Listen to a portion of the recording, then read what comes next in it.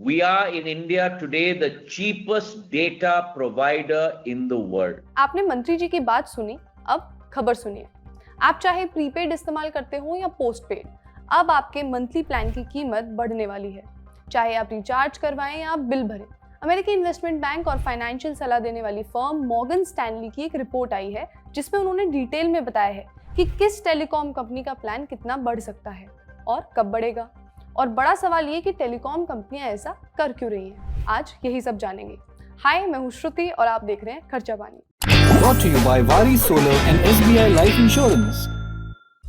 वारी radiance solar kit, rooftop में आने वाली हर मुश्किल का जवाब।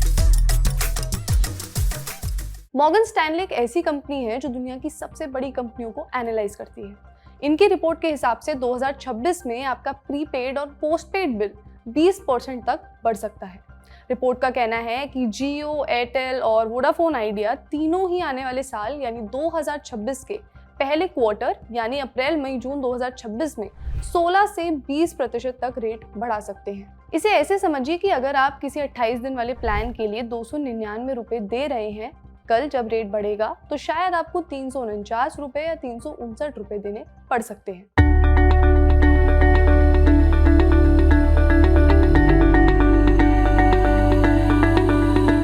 पहले समझते हैं कि टैरिफ हाइक क्यों हो रहा है। टेलीकॉम कंपनीज का कहना है कि उन्होंने जब 5G चालू किया था उस वक्त उसका इंफ्रास्ट्रक्चर यानी ढांचा बनाने में, उसे ऑपरेट करने में खूब इन्वेस्टमेंट करना पड़ा था।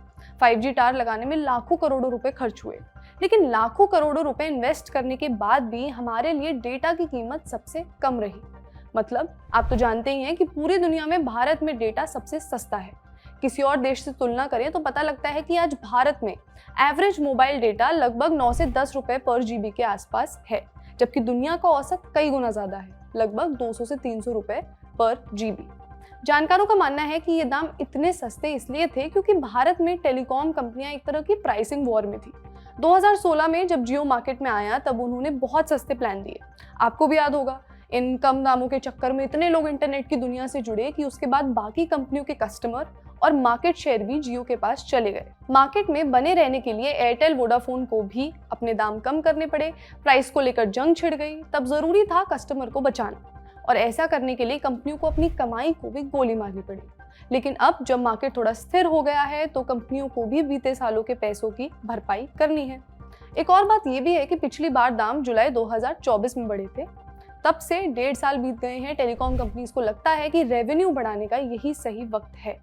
और अगर आप प्राइस बढ़ाने का ट्रेंड देखें तो ये एक साइकिल है।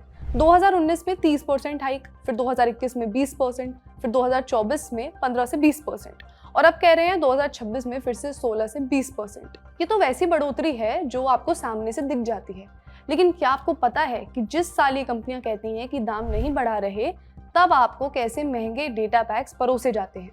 टेलीकॉम कंपनियों ने 2024-25 में एक नई चीज शुरू की। इकोनॉमिक टाइम्स में छपी आशुतोष कुमार की रिपोर्ट से पता चला कि OTT सर्विसेज जैसे नेटफ्लिक्स, ZEE5, जियो हॉटस्टार, इनके सब्सक्रिप्शन को इन महंगे प्लान में डाल दिया गया और 5G प्लान्स को पेवॉल्स के पीछे डाल दिया गया। मतलब प्राइस को सीधे नहीं बदला गया, लेकिन एक खास किस्म के बंडल में इन प्लान को डाल दिया गया। अब टेलीकॉम कंपनियों को पता है आप सबसे ज्यादा क्या खरीदते हैं और आपको क्या पसंद है। इसी डेटा की मदद से उन सब्सक्रिप्शन को महंगे प्लान में शिफ्ट कर देते हैं। और चूंकि कंपनी को पता है कि आपको अलाने फलाने शो का सीजन कंप्लीट करना ही है, तो उनको ये भी पता है कि आपके पास कोई ऑप्शन नहीं है और आप वो बंडल खरीदेंगे। एक एग्जाम्पल लेते हैं, एयरटेल का 449 रुपए वाला 5G प्लान। इसमें आपको नेटफ्लिक्स, बेसिक, ZEE5, जियो हॉटस्टार सब दिया जाएगा, लेकिन ये 449 रुपए में ही दिया जाएगा अगर आप सस्ता प्लान लेंगे तो OTT नो। ऐसे ही 2024 में जब 5G आया तब सस्ते प्लान्स में भी 5G था, और अब अगर आप जियो देखें या एयरटेल देखें तो 300-400 से ऊपर वाले प्लान्स जो होते हैं उनमें ही आपको ये सर्विस मिलती है। और क्या आपने नोटिस किया है कि अब हर प्लान में कुछ ना कुछ जुड़ा हुआ होता है। OTT, cloud storage, music subscription, और ये सब बंडल करके कंपनियां क्या कर रही हैं ये नहीं पता, लेकिन यूजर्स को न चाहते हुए भी ये सर्विस लेनी पड़ती है। अब जानते हैं कि किस कंपनी का इससे सबसे ज्यादा फायदा होगा, क्योंकि हर बार जब दाम बढ़ते हैं तो सब कंपनियों को बराबर फायदा नहीं होता, और यहाँ एयरटेल सबसे स्मार्ट निकला। मॉर्गन स्टैनली की रिपोर्ट में बताया है कि एयरटेल को डिस्प्रोपोर्शनेट गेन्स मिलते हैं, यानी रेवेन्यू के लिहाज से जो परसेंटेज बढ़ा है एयरटेल को उससे ज़्यादा ग्रोथ मिलती है। क्यों? क्योंकि एयरटेल की प्राइसिंग स्ट्रैटेजी बहुत अलग है। एयरटेल ने OTT को बेहतर तरीके से मोनेटाइज करने की कोशिश की है। रिपोर्ट में ये भी बताया है कि 2026 में दाम बढ़ने के बाद एयरटेल का ARPU एवरेज रेवेन्यू पर यूजर 260 रुपये से बढ़कर 299 रुपये और फिर 320 रुपये तक हो सकता है, यानी एक कस्टमर से मिलने वाला रेवेन्यू। तो यही खेल है, कंपनीज हर 2 साल में टैरिफ हाइक करेंगी और ARPU बढ़ाती रहेंगी। Now let's talk about BSNL। आपको मालूम ही है कि सरकार की चहेती टेलीकॉम कंपनी BSNL दिसंबर 2025 तक दिल्ली और मुंबई में 5G लॉन्च करने वाली है। ये पहली बार होगा जब एक सरकारी कंपनी 5G सुविधा देगी। जानकारों का कहना है कि क्योंकि BSNL एक सरकारी कंपनी है तो इनका 5G अन्य कंपनियों से सस्ता मिल सकता है। इससे प्राइवेट कंपनियों पर प्रेशर भी बनेगा। सुनते हैं एक्सपर्ट को, जो कुछ और इनसाइट्स भी लेकर आए हैं। सुनिए। अगर एयरटेल और जियो और VI तीनों मिलकर के प्राइस हाइक कर दें तो आप कहां जाएंगे? आपके पास कोई ऑप्शन है नहीं। और ठीक यही हो रहा है अभी।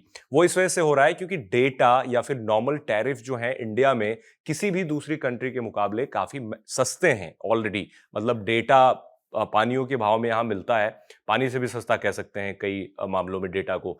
तो डेटा सस्ता होना और प्राइसेस जो टैरिफ सस्ता होना हमेशा इंडस्ट्री के लिए अच्छा नहीं होता है। आपके लिए भले ही अच्छा होगा वो, बट आप भी नोटिस करेंगे कि 1 GB डेटा हर दिन के लिए जो मिलता है आपको थोपा जाता है जबरदस्ती।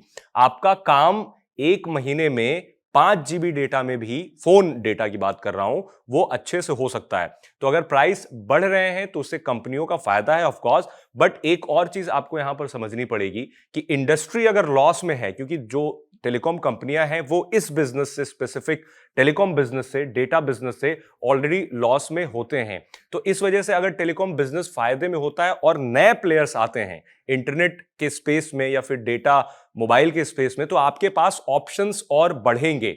लेकिन अभी जैसा सिस्टम एक बना हुआ है उसमें कोई प्लेयर नहीं आ सकता। इनफैक्ट पहले आपने नाम सुना होगा तिकोना नेटवर्क का, या फिर स्काई टेलीवेंचर्स जैसी बहुत सारी कंपनियां थी जो इंटरनेट बेचती थी सस्ते में, बट अब आप जहां भी जाएंगे आपको जियो एयरटेल के अलावा और कुछ नहीं मिलेगा। तो मुझे लगता है कि अगर थोड़ा सा प्राइस करेक्शन होता भी है तो ये इंडस्ट्री के पॉइंट ऑफ व्यू से अच्छा होगा, ताकि और प्लेयर्स आएंगे क्योंकि उन्हें भी इस चीज में रेवेन्यू दिखेगा। अब हमें कमेंट्स में बताएं कि आपके पास कौन सा प्लान है और बंडल में क्या क्या मिल रहा है, और पिछले कुछ सालों में क्या आपका मोबाइल बिल भी बहुत ज्यादा बढ़ गया है। और अगर आप जानते हैं कि कोई टेलीकॉम कंपनी कैसे होशियारी कर रही है तो वो भी शेयर करें। आज का खर्चा पानी यहीं तक। अपना ख्याल रखिए और देखते रहिए द ललन टॉप। शुक्रिया।